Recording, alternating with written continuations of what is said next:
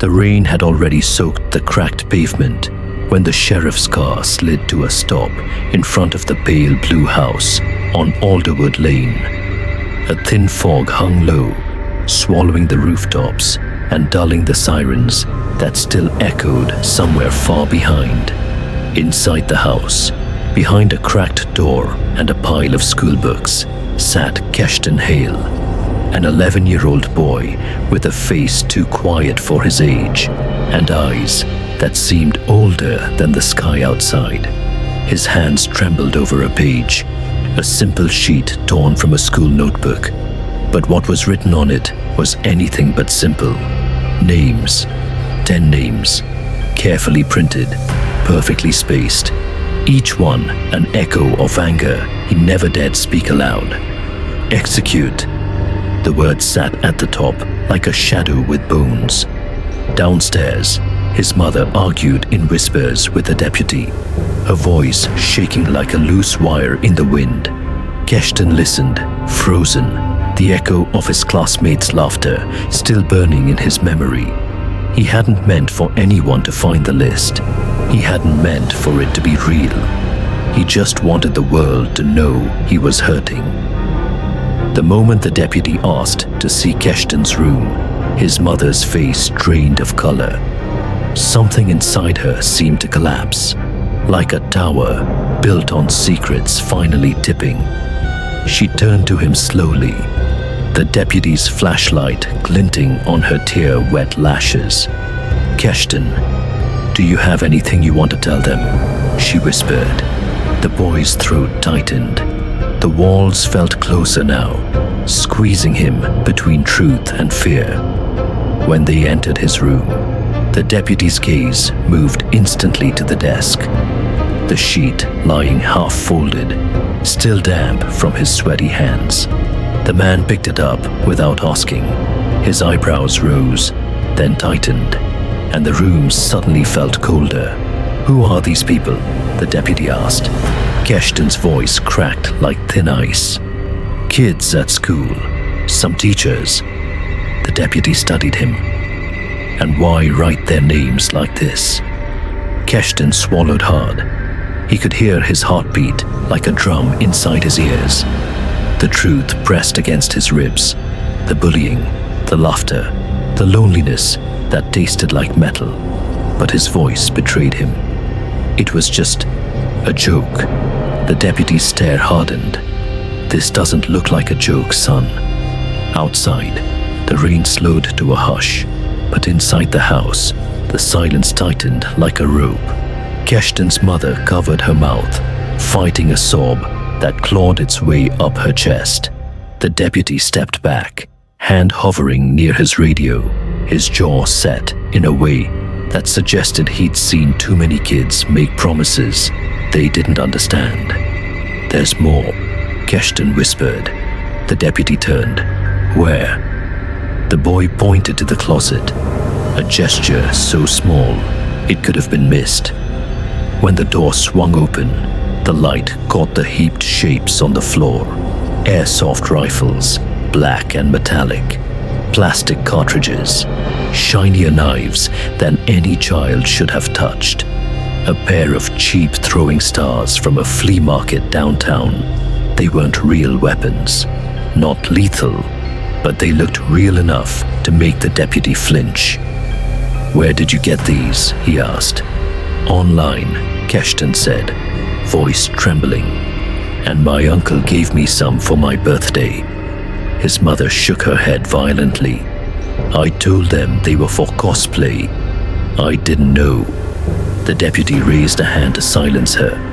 His expression changed, not angry, not afraid, but something heavier. Responsibility. Keshton's world shrank into a blur as the deputy stepped outside to radio the sheriff's office. His mother knelt beside him, gripping his shoulders so tightly he winced. "Why, Keshton? Why would you write something like this?" Her voice cracked with fear and heartbreak, both fighting for space. The boy couldn't meet her eyes. In his mind, he saw the cafeteria again, the shoved tray, The spilled milk, the laughter that stabbed like knives, sharper than anything in his closet. He remembered how his teachers brushed off his complaints, how the hallways grew louder and colder each day. "They don't listen," he whispered. "Nobody listens when you're small." His mother pressed her forehead against his, shaking. "Writing their names like this doesn't fix anything." Keshton's breath hitched. He didn't know what he wanted: justice, revenge, acknowledgement, or simply for someone to understand the storm inside him. In the distance, sirens began to rise again, faint but unmistakable. The sound felt like a sentence already written. When the sheriff finally arrived, his heavy boots echoed like warnings on the wooden floor. Sheriff Arden Voss was a tall, broad man, with a scar running down his jaw, a reminder of a past he rarely spoke about. He looked at the list, then at Keshton, really looked, and something softened in his expression. Only for a moment. "Keshton Hale," he said gently, "I need you to stand up." The boy obeyed, legs trembling. His mother rushed forward, but the sheriff held up a calm, steady hand. "Ma'am, I know he's your son, but I have to treat this seriously. For him, for everyone on this list, and for the kids who might copy this tomorrow." Keshton felt the cold metal of the cuffs before he even saw them. When they clicked shut around his wrists, they weren't tight, but the sound cut through the room like a blade. As they walked him toward the door, the rain stopped completely, leaving the world too quiet, too exposed. The neighbors peeked through curtains. A dog barked somewhere, and Keshton, 11 years old, scared, confused, and hurting, stepped into the flashing red and blue light, as if walking into another life. The back seat of the sheriff's cruiser felt colder than the rain outside, colder than the metal cuffs still circling Keshton's wrists. The vinyl seat stuck to his skin, and every heartbeat felt like it echoed loudly in the tiny space. Sheriff Arden Voss settled into the driver's seat without a word, the bulk of his jacket brushing the steering wheel. For a moment, the world outside the car seemed frozen. Neighbors standing behind fences, porch lights flickering, curtains shifting as curious eyes watched the scene unfold like a tragedy they couldn't look away from. Keshton stared at his reflection in the glass divider, distorted by raindrops, sliding down like tears the sky shed for him. He didn't look dangerous. He didn't look angry. He just looked small. Too small for handcuffs. Too small for sirens. Sheriff Voss glanced back at him through the rearview mirror, his expression unreadable. "You're not a bad kid, Keshton," he said quietly. "But tonight changes things." The engine rumbled to life, and as they pulled away from Alderwood Lane, Keshton felt a sudden weight in his chest. A fear sharper than anything on the list he'd written. A fear that this was only the beginning. The drive to the station was quiet at first, just the rhythmic hum of tires on wet asphalt and the distant hiss of cars passing in the opposite lane. But inside the cruiser, tension tightened like a rope, pulling from both ends. Keshton tried to focus on anything but the pounding of his heart, the blurred neon lights of storefronts, the shadowy outlines of palm trees bending in the wind, the reflection of passing headlights dancing across the dashboard. Sheriff Voss finally spoke, his voice firm, but not unkind. "You know why this is serious, right?" Keshton didn't answer. He couldn't. His mind replayed every shove, every cruel whisper, every time a teacher ignored him. The sheriff continued. "Threats, written or not, carry weight. Kids get scared. Parents panic. and I've seen too many people regret not taking signs seriously. Keshton tightened his fingers until the cuffs pressed into his skin. I didn't mean it, he whispered. I just wanted them to stop. Voss nodded slowly, eyes fixed on the road. Sometimes pain pushes us into dark places, son. But writing their names, that tells me you've been in the dark for a while. The station emerged from the darkness like a fortress of concrete and buzzing lights. As they pulled into the parking lot, the rain finally eased, leaving behind a cold stillness that clung to the air. Sheriff Voss opened the back door and helped Keshton step out carefully, mindful of the cuffs.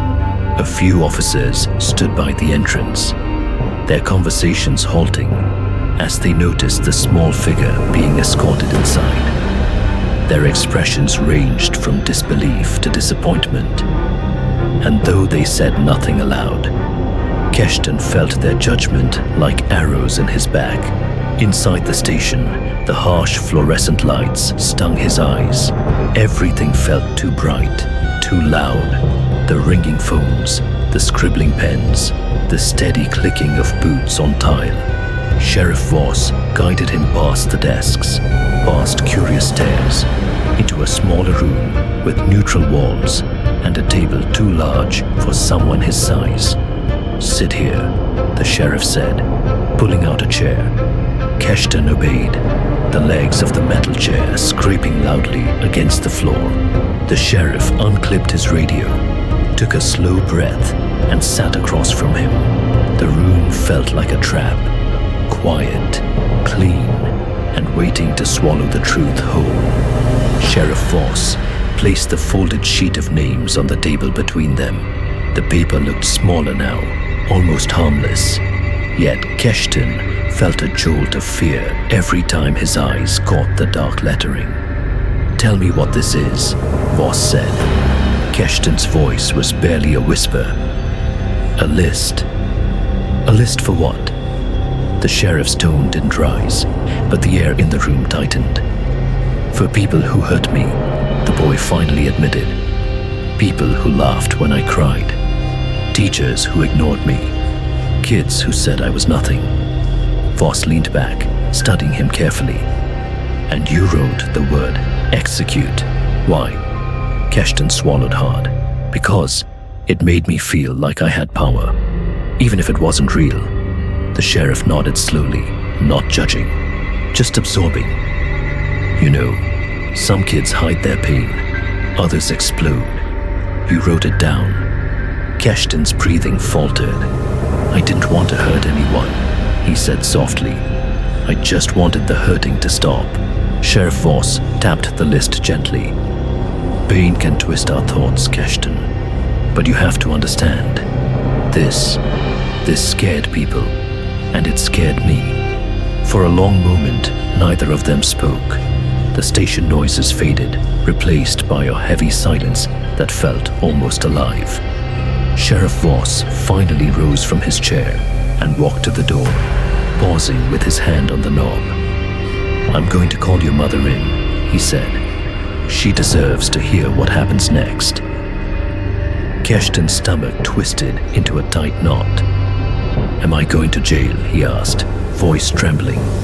The sheriff looked at him, truly looked, and the scar along his jaw seemed sharper under the fluorescent glow. You're going somewhere safe, he said. But what happens after?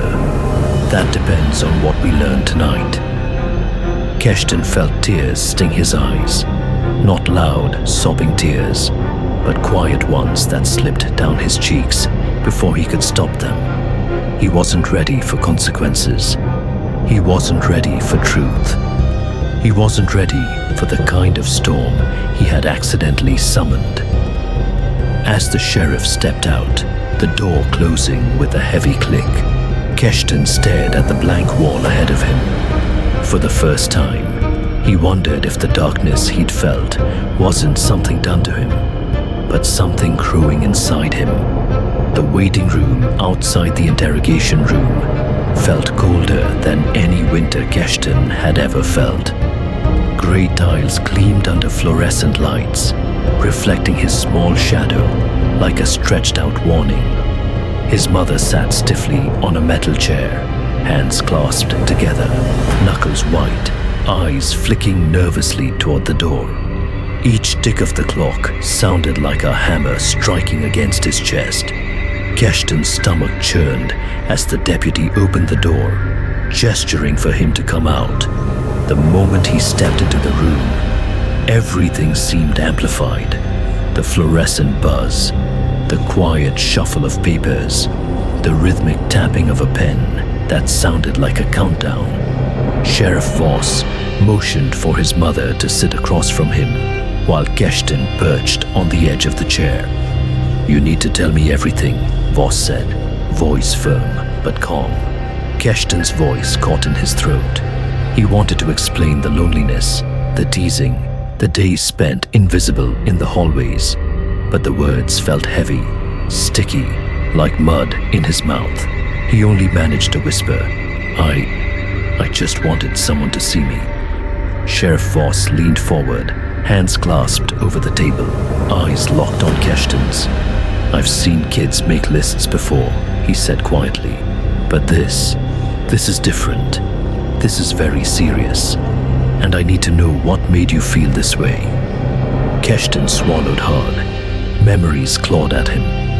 The cafeteria tray overturned, the whispered laughter, the teachers who turned away. I'm tired of being nothing," he admitted, voice cracking. "They make me feel like I don't exist."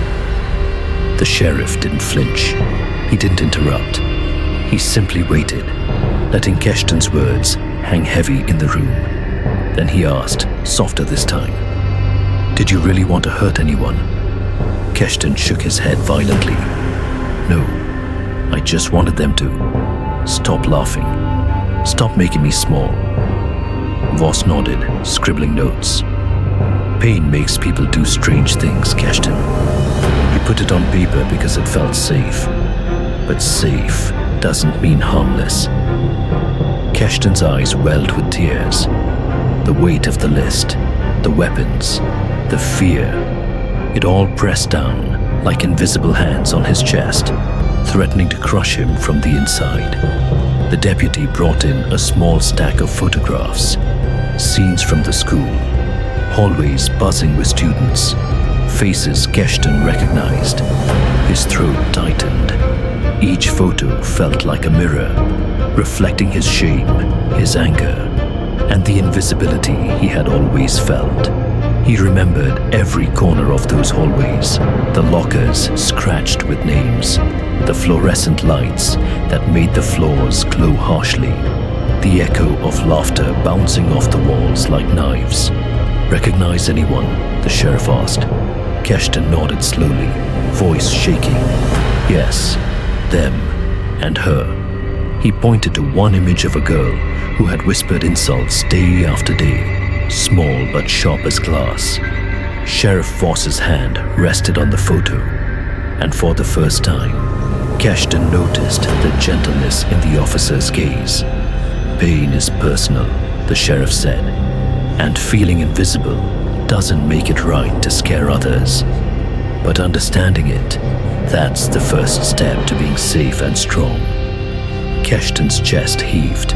He didn't fully understand yet, but for the first time, he felt a small glimmer of clarity, a path forward that didn't involve lists or weapons, a possibility he hadn't dared imagine.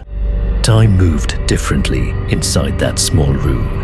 Every second stretched, thick and heavy. Keshton noticed the small details, the buzzing of a fluorescent bulb, the faint hum of a heater in the corner, the pattern of scratches on the table, where countless hands had traced their worries before him. "You're not alone in feeling hurt," Sheriff Voss said quietly. "But alone or not, actions have consequences." Keshton's hands clenched the edge of the table. He remembered the weapons he had piled in the closet, the knives that had gleamed under the dim bedroom light, the airsoft rifles that looked sharper than anything a child should hold. He had imagined a world where those names gave him power, where people would finally see him. But now, sitting across from the sheriff, he realized that power was fleeting, empty, and scary. Tears streaked down his cheeks, hot and fast. His mother reached out, brushing them gently away, her fingers shaking. For the first time, her touch felt like an anchor, grounding him in the possibility of redemption. He wasn't entirely sure what redemption looked like yet, but he wanted it. By the end of the session, Keshton felt like he had walked through a storm, only to find himself standing in a quiet, misty clearing. Sheriff Voss leaned back, folding his hands over his chest. "We're going to figure this out together," he said. "But it's important, you know. People are watching. The right steps now can prevent you from going down a path you'll regret forever." Keshton nodded slowly, feeling a strange mixture of relief and fear. His mother held his hand tightly as the officer opened the door. Outside, the night had cleared, leaving a pale moonlight reflecting off wet streets, each puddle shimmering like liquid silver. The world felt both frightening and possible. Keshton took a deep breath, his small chest rising with a newfound determination. For the first time, he imagined himself not as a boy on a list, not as a figure of fear, but as someone who could change the story. Somewhere deep inside, he knew it wouldn't be easy. The road ahead would be long and full of choices, but tonight, he had survived the storm, and that mattered.